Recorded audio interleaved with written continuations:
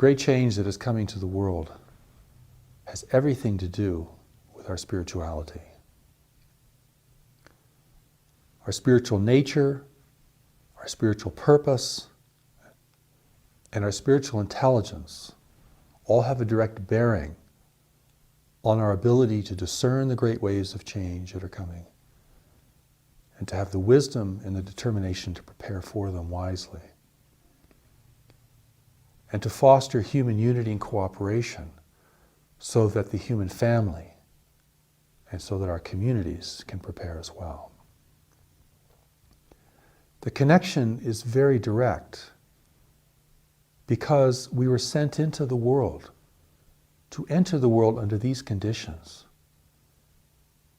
to live at a time when the great waves of change would strike the world, where we would have to face environmental decline, changing weather, catastrophic weather, diminishing resources, growing political and economic instability, and the risk of conflict and war. It's not an accident that we're here at this time, living under these circumstances, and facing now at the outset the appearance of the great waves of change that are largely the product of humanity's misuse and overuse of the world's resources. Many people, of course, don't want to face this. They look at the great waves of change, if they're looking at all, and they think it's an immense inconvenience. They want to deny it and avoid it, and to believe that some form of technology or a different political leader will take care of this problem for us. But from a higher vantage point, we were born for this time. We were born to face the great waves of change. And with this greater understanding, you can look back on your life and you can see how life has been preparing you to cultivate your strengths, to reveal your weaknesses, posing difficulties in your life, and how this can all be used as a preparation for the immense change that is coming over the horizon. We're preparing for a world that will be unlike the world that our parents knew, and certainly a world vastly different than our ancestors knew. It is not change to our favor necessarily. It is an immense disruption. For a growing humanity will have to drink from a slowly shrinking well of resources. Energy resources, food resources, water resources.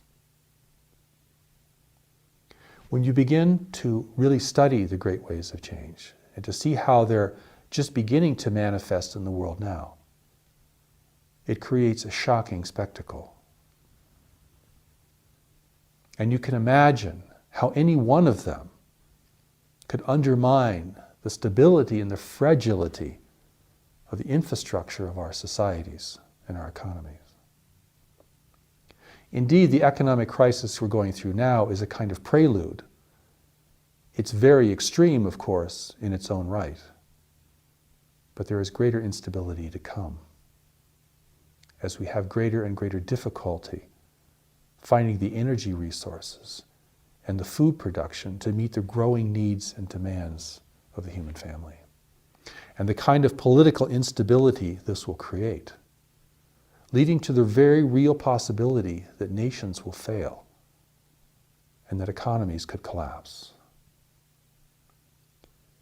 The outcome will be largely dependent upon human responsibility, humanity's ability to respond. And this is where the spiritual power of knowledge, a deeper intelligence that the Creator of all life has given to each one of us, will have the greatest benefit and will even hold the key to whether humanity can adapt and survive under radically changing circumstances. Therefore, do not deny the great waves of change. Do not try to project your preferences, your desires, or your fears, but face them as squarely as you can. knowing you don't have an answer yet, knowing you don't have a solution. Of course you don't have a solution. No one has a solution for the great ways of change. It will take 1,000 solutions to face the complexity that the great ways of change will produce. But you do have a destiny in being here, and the power of this deeper intelligence holds this destiny for you.